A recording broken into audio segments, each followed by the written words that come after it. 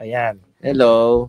Okay, may ating pangatlong ating case study, ano?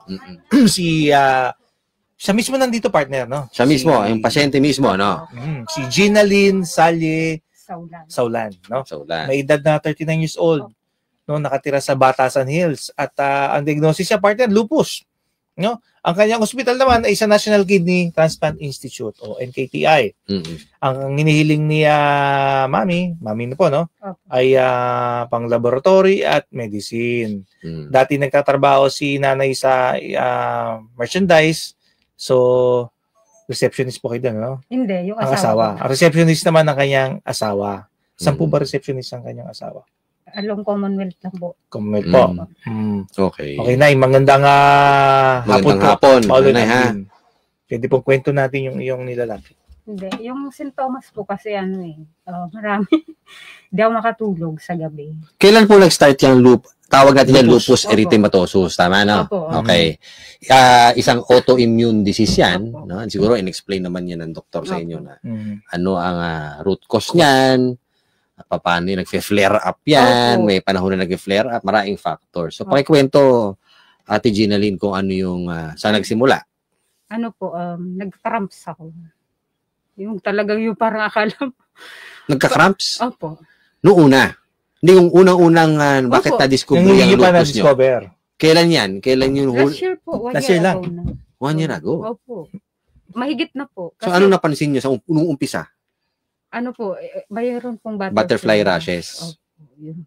Tapos sa likod pala, di ko alam, mayroon po pala akong mga rashes, di ko alam. Tapos dito po sa leeg ko, yung parang pag pag kumakanta ako, yung parang lagi akong uhaw.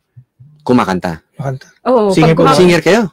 Hindi naman, hilig lang. Hilig nyo. Pastime nyo kumanta? Opo.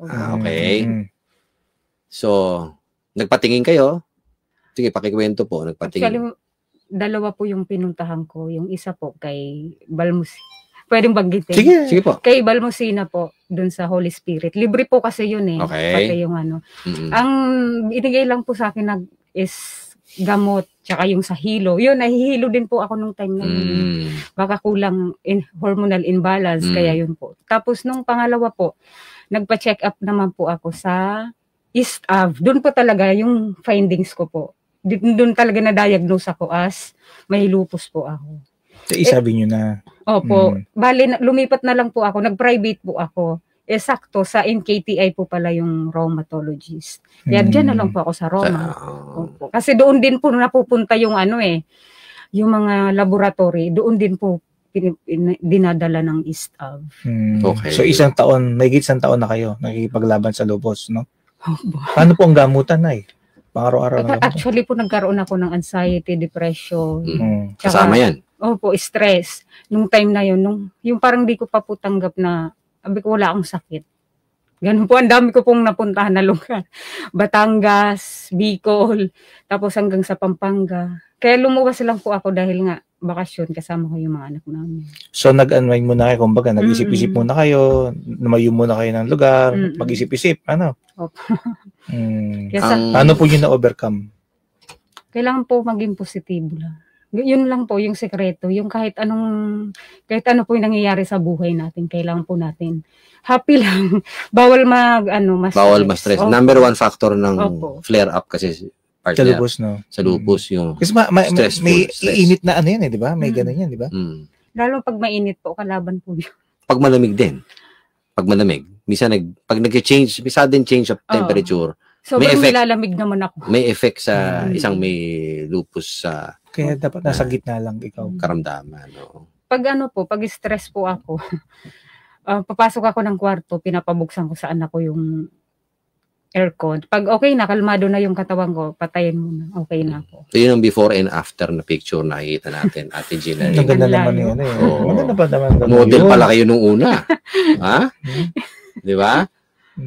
So, marami nang ligaw sa inyo. Opo, pero ang nagwagi yung asawa ko. Ang husband niyo po, ang trabaho po ay receptionist, sabi niya kanina. Ano pong company yun? Columbia Residences. Yung parang condo, yung maliit lang na condo. Nandun siya sa building mismo. Opo. Okay. Pero yan, sinabi mo kanina, nabanggit yung kwento mo na dumaan kayo sa partner depression, lumabas ka sa Maynila, nagbakasyon muna, nag-isip-isip.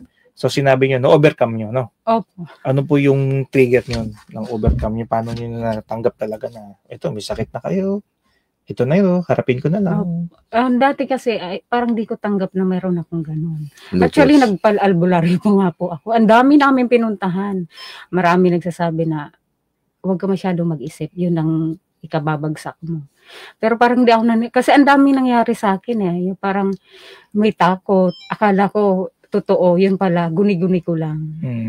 Yung tipong akala ko, yung pinto is bukas sara, pero sa isip ko lang pala yun. Kahit ngayon po, may time na akala ko kinain ko na yung mais, hindi pa pala, nandun pa pala sa ano. Kaya gusto ko, i-jot down ko lahat ng gagawin ko para make sure na nagawa ko, hindi sa isip ko lang. Yun pero Ate Jenaline, yung ganyan, may anxious ka kasi, no? May anxiety ka, may depression ka. Maganda rin yan, makita ka ng isang psychiatrist para may gamot, may piniprescribe dyan. Hindi naman nakakatakot ng psychiatrist, hindi naman lahat ng pumupunta doon positive na meron kang problema sa pag-iisip. Pero sila makakapagtulong sa'yo pagdating sa mga ganyan, sa isip, pang-relax, pang-kalma, nakakatulong yon Ate Jenaline. So ako... Nagpatingin na ba siya? Nagpatingin ka na ba sa isang Hindi pa. Hindi. Try nyo din. Wala pa ko ang alam eh. Try nyo din. Hindi ate, kung ako recommendation, suggestion ko yan. Patingin ka doon kasi sila matutulungan ka nila pagdating sa mga anxiety. Yung mga relaxant yan. Kasi pag na-correct nyo siguro yon, yung outlook mo, mas maganda. Opo. Diba? Mas maganda yung outlook mo sa buhay. Mas makokontrol mo lahat. Actually po, yung sa gamot ko po sa lupus, maganda yung tulog ko doon. Parang nakaka-relax yung katawan ko. Yun, parang ganun. Nasabi niyo po yung gamot, paano po ba ang gamutan na may sakit sa lupus pang araw-araw? Pwede kwento niyo. Ngayong araw, so pagising niyo, anong maraming gamot. May steroids pa yan minsan. Opo, yung steroid po araw-araw din, 2 beses sa umaga. So may side effect din yan, kaya dapat hanggat maaari. Oo, hanggat nakakalbo ako. Oo. So, alam mo partner, patong-patong eh. So may steroid siya.